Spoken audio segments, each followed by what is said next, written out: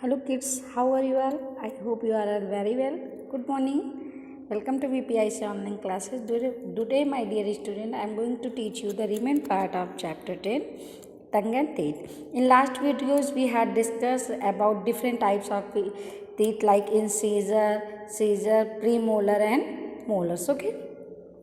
Today we will discuss about the care of the teeth, यानी हम अपने teeth की कैसे केयर कर सकते हैं, कैसे उनकी देखभाल कर सकते हैं कि वो हमारे टीथ स्ट्रॉन्ग रहें और हमारी हेल्प करें एंड हमको टूथेक ना हो. So we should take care to maintain healthy teeth and gums. Here are some ways in which we can maintain healthy teeth. देखिए हमें हमेशा अपने स्वस्थ दांतों और मसूड़ों को मेंटेन रखना चाहिए, उनकी देखभाल करनी चाहिए. और यहाँ पे कुछ पॉइंट्स दिए गए हैं जिनके थ्रू हम अपने टीथ हेल्दी टीथ को मेंटेन कर सकते हैं. तो first is we should brush our teeth at least twice a day.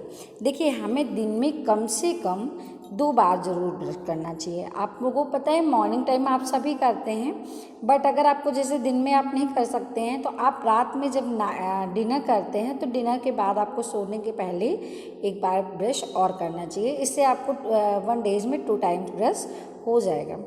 फिर नेक्स्ट है second number, we should eat food items rich in calcium and phosphorus. These minerals help us to keep the teeth and gums healthy.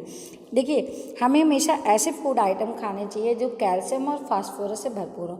It's mean यानी जैसे आप दूध पीते हो तो उसमें कैल्शियम होता है, तो ये हमारी बॉडी के लिए बहुत ही अच्छा होता है. ठीक है, फास्फोरस भी पाया जाता है. तो इस तरीके के हमें रिच कैल्शियम और फास्फोरस से रिच फूड आइटम्स खाने चाहिए ताकि हमारे जो टीथ हैं और गम्स हैं स्वस्थ बने रहें, क्योंकि ये मिनरल्स आपकी हेल्प करते हैं. ठीक है.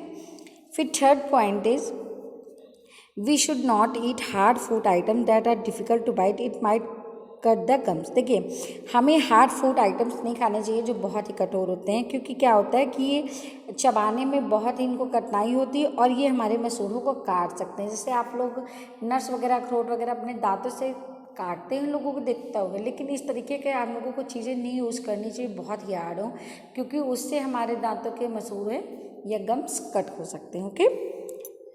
Fourth and last point is we should avoid eating too many sweets और ड्रिंकिंग सोडास. देखिए आपको ये तो सभी लोगों ने कहा होगा कि आपको मीठा कम से कम खाना चाहिए. स्वीट्स और ड्रिंकिंग सोडा, ये जो आपकी कोल्ड ड्रिंक्स वगैरह है, इनको भी आपको कम से कम पीना चाहिए, क्योंकि ये दांतों पे आपको इफ़ेक्ट कर सकती हैं, आपके दांतों को ख़राब कर सकती है. ओके.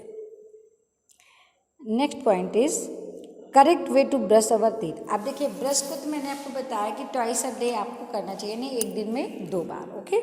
बट कैसे करना चाहिए, तो ब्रश करने के भी डिफरेंट टाइप्स होते हैं, डिफरेंट आपके वे होते हैं जिनके थ्रू आप अच्छे से अपने ब्रशों को कर सकते हैं. अब ये नहीं है कि आपने ब्रश लिया एक बार माउथ में चला दिया तो आपका काम कंप्लीट हो गया. नहीं, ब्रश करने के भी करेक्ट वे होते हैं. जैसे we should brush every part of teeth. हमें अपने दांतों के मतलब ब्रश करना चाहिए जब दांतों को, तो हर पार्ट में ब्रश करना चाहिए.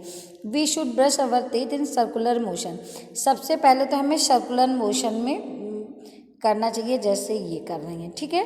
तो अब सर्कुलर मोशन में क्या होता है, ऐसे ऐसे ब्रश किया जाता है. Okay. Next is we should also brush the back of the teeth. हमें दांतों के पीछे भी ब्रश करना चाहिए, जैसे यहाँ पर आपके कर रहे हैं. Okay.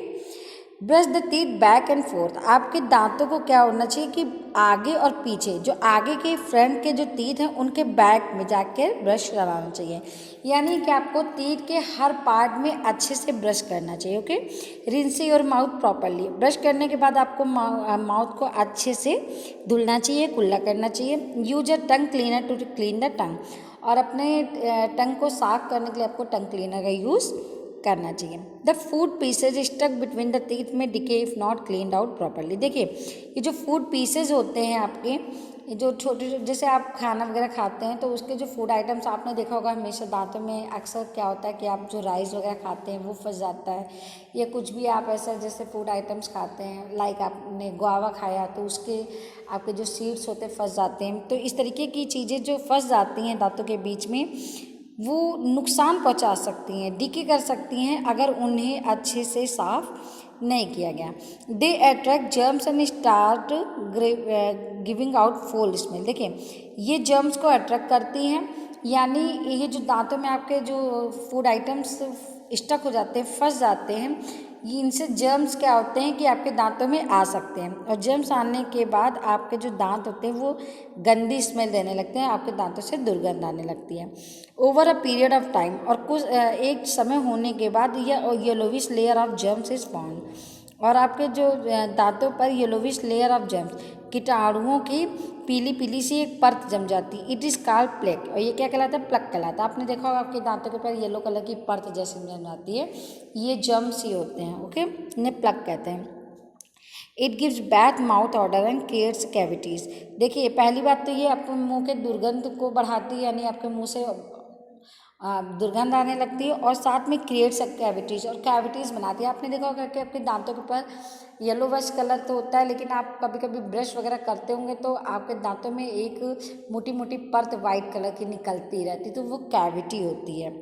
If the cavity grow, यदि ये कैविटी बढ़ जाती है तो it damage the tooth completely, तो यह दांत को पूरी तरीके से ख़राब कर देती है, एंड मेक इट यूजलेस, और बिल्कुल बेकार कर देती है दांतों की, यानी उस दांत से ना आप अच्छे से खा सकते हैं और ना ही आप कोई चीज़ पी सकते हैं, इससे आपके दांत खराब हो जाते हैं।